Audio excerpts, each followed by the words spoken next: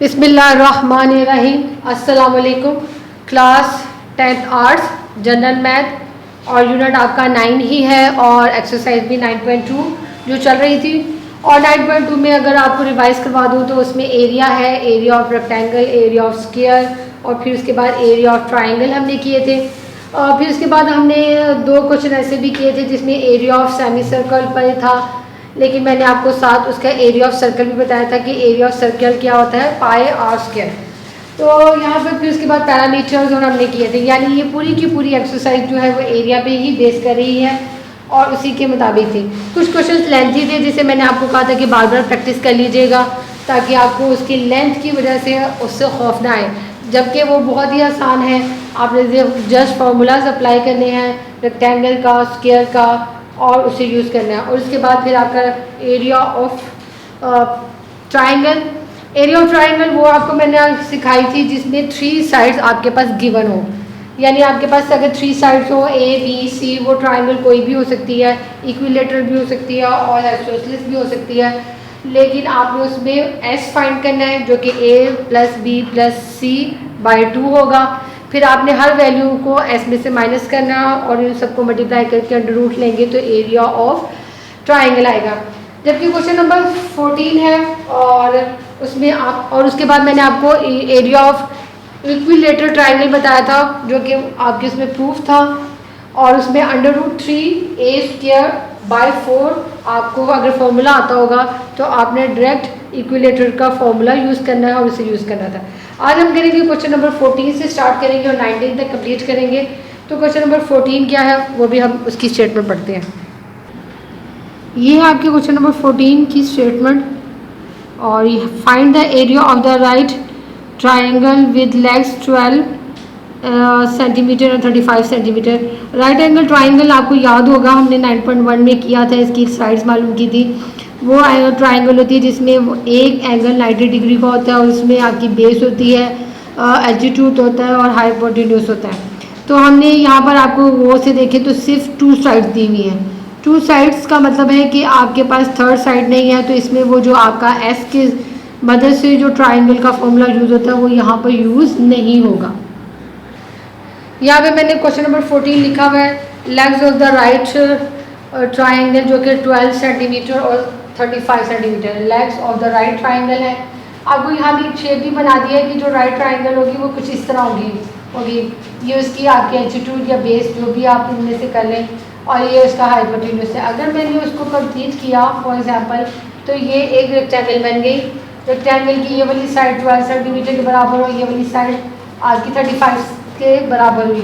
तो अगर आपकी ये रेक्टेंगल और मैं अगर रेक्टेंगल का फॉर्मूला अप्लाई कर दूँ और उसे 2 पे डिवाइड कर दूँ तो आपके पास राइट ट्राइंगल का एरिया आ जाएगा। देखिए ये शेप आपको क्लियर करने के लिए कि ये फॉर्मूला हमने क्यों यूज़ किया है, आपकी ये कंप्लीट करें अपनी ट्राइंगल को तो वो एक रेक्टेंगल बन जाता है। तो रेक्टेंगल को फॉर्मूला जो कि L × B है उसे 2 से डिवाइड कर देंगे तो आपके पास एरिया ऑफ राइट ट्राइंगल लग गया। अब आपको दोनों बातें क्लियर हो गई कि S वाला फॉर्मूला तब हम यूज़ करेंगे जब आपके पास 3 साइड मालूम हो, और अगर आपके पास किसी भी ट्राइंगल, ख़ास तौर पर राइट एंगल ट्राइंगल की 2 साइड्स गिवन होंगी तो आपने ये वाला फॉर्मूला अप्लाई करना है। रेक्टेंगल का एरिया को और 2 से डिवाइड कर देंगे तो आपका ये लेंथ और ब्रेड जो भी है आप उसे मल्टीप्लाई करेंगे। 12 × 35 को मल्टीप्लाई किया जिसका आंसर 420, और 420 को जब आप 2 से डिवाइड करेंगे तो ये आपका आंसर आ गया एरिया ऑफ राइट ट्राइंगल। ठीक है, ओके। और ये आपकी जो कन्फ्यूजन थी कि कौन सा जो हम ये वाला जो फॉर्मूला हम पहले यूज़ करते रहे हैं 6, 7, 8 में, तो हमारा वो S वाला क्यों चेंज हो गया। अब हमें क्लियर हो गया कि जब 2 साइड्स गिवन होगी तो तब ये वाला फॉर्मूला अप्लाई होगा, ये वाला, और अगर 3 साइड्स गिवन होगी तो आपने S की मदद वाला यूज़ करना है। देन क्वेश्चन नंबर 15 में क्या है वो भी पढ़ लेते हैं। ये है आपका question number 15, the base of the rectangular is 3 times it's altitude. That means कि उन्होंने आपको जो दिया हुआ है एल्टीट्यूड दिया हुआ है उसकी जो बेस है वो उससे 3 टाइम्स लार्जर है, और आपको दे दिया एरिया ऑफ द रेक्टेंगल। हमने इसकी डायमेंशंस मालूम करनी है, दैट मीन्स कि हमने इसकी बेस और एल्टीट्यूड मालूम करने हैं। ठीक है, और हमारे पास एरिया गिवन है एरिया की मदद से। ठीक, यहाँ पर आपके सबसे पहले लिख दिया मैंने एरिया ऑफ रेक्टेंगल जो आपके पास गिवन थी वैल्यू, वो है 147 सेंटीमीटर स्क्वायर। हमने लेट किया, लेट द एल्टीट्यूड एक्स है और बेस जो है वो उसका 3 टाइम्स थी, तो बेस आपकी 3x हो गई, एल्टीट्यूड आपका x हो गया। एरिया ऑफ रेक्टेंगल का फॉर्मूला आपको L मल्टीप्लाई बाई बी या एल्टीट्यूड मल्टीप्लाई बाई बेस लिखते थे। x की वैल्यू एल्टीट्यूड की, बेस की वैल्यू 3x, और यहाँ पे मैंने डॉट लगा दिया है क्योंकि अगर मैं यहाँ पे x के साथ मल्टीप्लाई का साइन लिखती तो वो आपको कंफ्यूज होना था।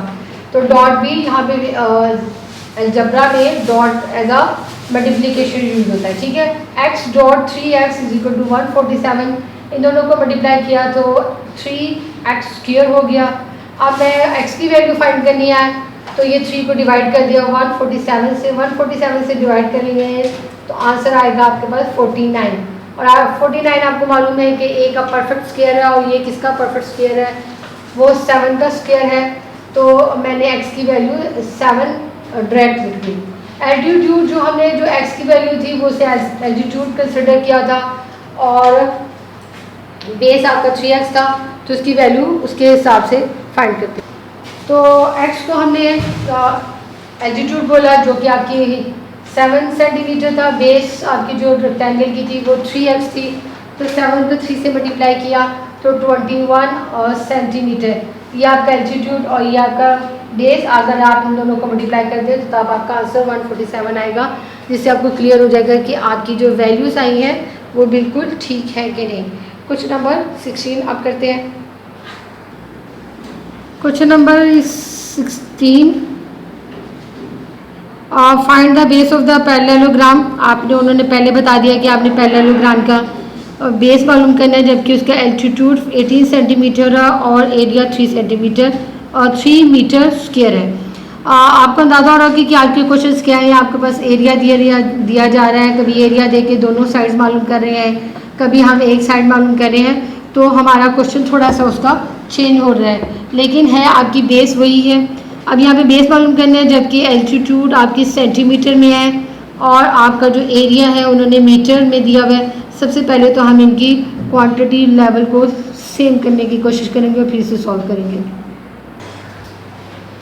Area of the parallelogram 3 metre square. अब मैंने आपको कहा था कि आपने इसको जो क्वांटिटी लेवल है वो बराबर करना है, तो ये मीटर स्क्वायर क्योंकि बड़ा होता है तो मैं मीटर स्क्वायर को सेंटीमीटर में कन्वर्ट कर रही हूँ। आप कन्वर्ट तो सेंटीमीटर को भी मीटर में कर सकते हैं, लेकिन वो डेसिमल में चला जाएगा। 1 मीटर 100 सेंटीमीटर के बराबर होता है, ये क्लियर होगा। लेकिन जब आप 1 मीटर स्क्वायर लेंगे तो 100 को 2 टाइम्स मल्टीप्लाई करेंगे तो 100 मल्टीप्लाई बाय 100 10,000 सेंटीमीटर स्क्वायर होगा। तो आपका ये जो 3 है मीटर स्क्वायर वो सेंटीमीटर में क्या होगा, वो यहाँ पे लिख दिया है। Area of the parallelogram is equal to 30,000 centimetre. 30,000 centimetre. Base of the parallelogram आपकी गिवन थी 18 centimetre. Altitude of the rectangle मालूम करने के लिए आप एरिया से बेस को डिवाइड कर दें। एरिया आपका जो सेंटीमीटर में है वो 30,000 है, 18 से डिवाइड करेंगे।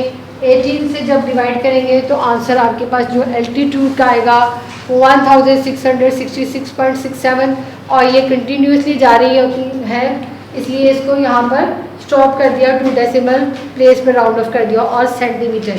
और इसके साथ ही क्वेश्चन नंबर 16 मुकम्मल हुआ। आपके वो है क्वेश्चन, यानी आपका क्वेश्चन था जिसमें आपके एरिया दिया था, 2 वैल्यूज़ मालूम नहीं थी। अब आपके पास क्वेश्चन नंबर 16 में एरिया दिया हुआ है, लेकिन उनकी जो क्वांटिटी लेवल है 1 मीटर में और 1 सेंटीमीटर में था, उसे भी कन्वर्ट किया थोड़ी सी चेंजिंग लाने के लिए। उन्होंने आपको इस तरह का क्वेश्चन दिया। अब क्वेश्चन नंबर 17 है, उसमें भी देखते हैं कि हमें क्या चीज़ गिवन और क्या नहीं। ये है question number 17। Area of parallelogram आपको दे दिया सेंटीमीटर स्क्वायर में 144 में। Find the altitude. एल्टीट्यूड मालूम करेंगे, जबकि बेस दे दी उन्होंने आपको 2 मीटर लॉन्ग। एरिया आपका सेंटीमीटर में है और आपकी जो बेस है वो मीटर में है, तो आपने वही काम करना है कि इनमें से एक वैल्यू को चेंज करेंगे। तो हमेशा ये याद रखिएगा, मीटर को बड़ी वैल्यू को छोटी में ले आए तो ज़्यादा आसानी रहेगी। ठीक है, यहाँ पे मैंने क्वेश्चन नंबर 17 स्टार्ट कर दिया है।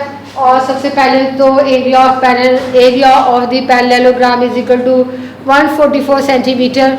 Altitude of the parallelogram 2 metre है, 1 मीटर 100 सेंटीमीटर के बराबर है, तो 2 मीटर किसके बराबर होगा, 200 सेंटीमीटर के बराबर। जब आपने एल्टीट्यूड मालूम करना था तो एरिया से डिवाइड की थी बेस को, अब आपने बेस मालूम करनी है तो एरिया से ही एल्टीट्यूड को डिवाइड करेंगे।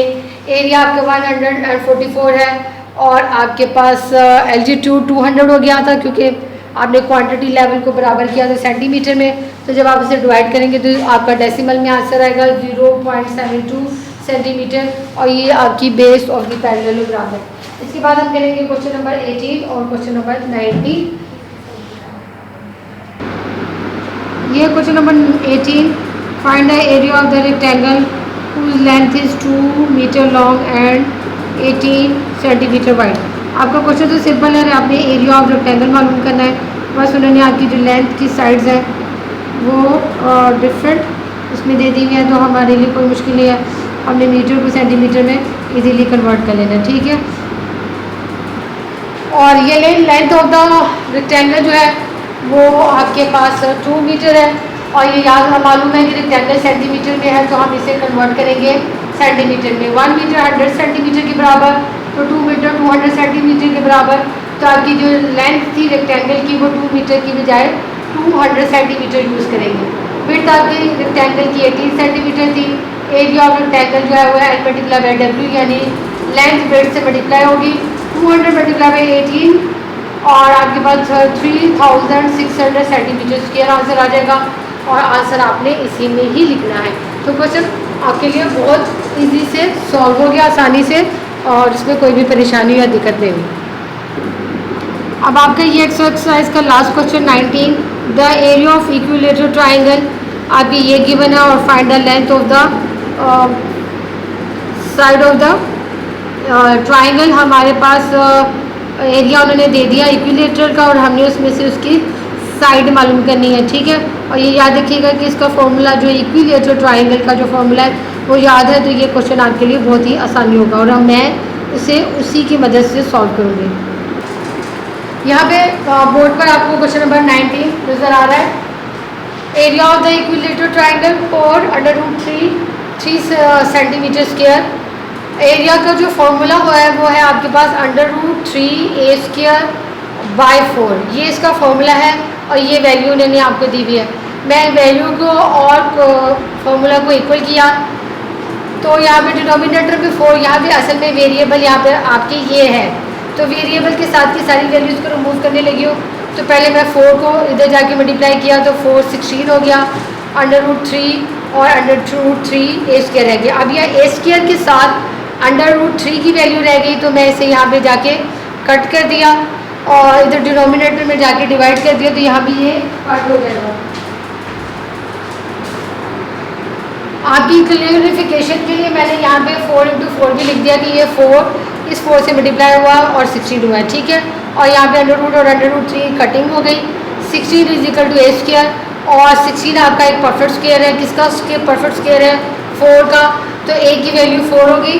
तो जो a की वैल्यू है वो क्या है आपकी लेंथ ऑफ द साइड, और length of the side of the equilateral triangle, यानी a अगर उसकी लेंथ मिल गई तो इसका मतलब है कि बाकी 3 भी लेंथ 4 सेंटीमीटर ही है।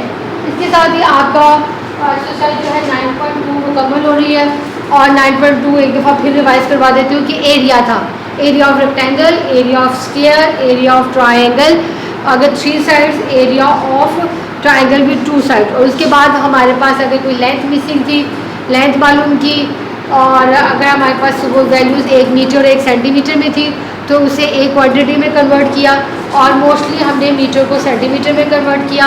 और इसके बाद इस पूरी एक्सरसाइज में हमारे पास पैरामीटर भी था, सेमी सर्कल का भी एरिया मालूम किया था, और अगर आपके पास सर्कल आ जाते तो उसका भी कर लेते। तो ये पूरी की पूरी एक्सरसाइज 9.2 जो थी वो थी एरिया पर। अगला एक्सरसाइज जो 9.3 है वो वॉल्यूम पे है। मैं चाह रही हूँ कि आपको एक हल्का सा हिंट आपको दे दूँ कि वॉल्यूम का क्या है और नेक्स्ट एक्सरसाइज, लेकिन इंशाल्लाह नेक्स्ट एक्सरसाइज में एक्सरसाइज 9.3 करेंगे जो कि वॉल्यूम पर बेस करती है। ये आ गया टॉपिक आपके पास वॉल्यूम। वॉल्यूम में क्यूब और क्यूबाइड है, यानी आपके पास ये शेप होती है। ये अगर हमने याद होगा कि स्क्वायर पढ़ा था, स्क्वायर आपकी प्लेन में होती है, और जब आपकी एक थर्ड डायमेंशन में चली जाए वैल्यू तो उसे क्यूब वॉल्यूम बोलते हैं, उसमें वॉल्यूम होता है। और ये है क्यूब, जिसे जो आपकी स्क्वायर की बेस ही होती है। इसकी 3 साइड्स होती हैं, एक लेंथ और ब्रेड्थ होती है, यानी अगर आप गौर से देखें ये और ये है, और एक आपकी ये वाली चीज़ आ रही है, ये लेंथ, ये ब्रेड्थ और हाइट आ गई है।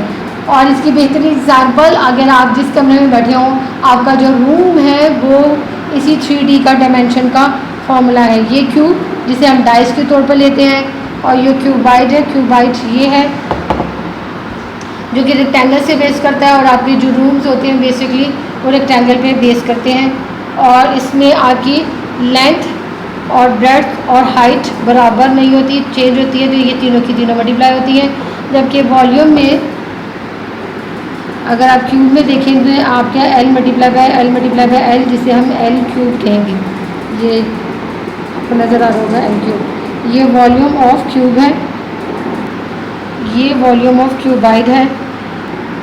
ये आपके पास राइट सर्कल सिलेंडर है, जैसे आपकी बेस सर्कल पे है, लेकिन अगर आप उसे हाइट दे दें तो वो सिलेंडर बन जाएगा, और ये भी 3D में आ जाएगा, क्योंकि ये आपके यहाँ सर्कल से बेस करता है, तो इसलिए 2πr सर्कल पे और उसके साथ हाइट मल्टीप्लाई कर दे तो ये वॉल्यूम हो जाएगा। ठीक है, इसी तरह ये कौन है, कौन भी आपकी 3D में चली जाती है, लेकिन ये है कि उसकी अपर वैल्यू सिलेंडर की तरह नहीं होती, वहाँ पर जाके कॉर्नर हो जाता है। तो आपने यहाँ पे πr² भी है, हाइट भी है, लेकिन इसे 1/3 से मल्टीप्लाई करना है। किसी 1/3 से मल्टीप्लाई कर दें या 3 से डिवाइड कर दें, यानी सिलेंडर के वॉल्यूम को 3 से डिवाइड कर दें, तो आपके पास वॉल्यूम ऑफ कौन आ जाएगा। और ये आपका लास्ट वॉल्यूम जो है, जिसे सर्कल पे बेस करते हैं, जिसे स्फीयर कहेंगे, और जिसकी बेहतरीन मिसाल आपकी फुटबॉल या गेंद है। और इसका जब हमने वॉल्यूम फाइंड करेंगे तो आपका जो आंसर होगा वो 4/3 πr क्यूब क्योंकि इसलिए क्योंकि r ही 3 टाइम्स मल्टीप्लाई होगा, यहाँ पे हाइट मल्टीप्लाई नहीं हो रही, तो दैट्स वाई 4/3 πr क्यूब। ये है पेज 74, जहाँ पर आपके पास सारे वॉल्यूम्स के फॉर्मूले लिखे हुए हैं। ठीक है, तो मैंने ये वॉल्यूम के फॉर्मूले आपको इसलिए बताए हैं ताकि आपको ये याद होने चाहिए। क्यूब का एल क्यूब है, वो क्यूबाइड का L multiply by B multiply by height है। सिलेंडर का आपके पास आएगा πr² एच, क्यूब कॉन का 1/3 πr² एच, और स्फीयर का 4/3 πr क्यूब। और अगर आप हेमिस्फीयर लेंगे तो ये 2/3 πr क्यूब होगा। ठीक है, और ये फॉर्मूला जो है वो आपने याद करने हैं, और ये होमवर्क है, और बाकी आपकी प्रैक्टिस भी होमवर्क है। ठीक है, ओके जी, अल्लाह हाफिज़।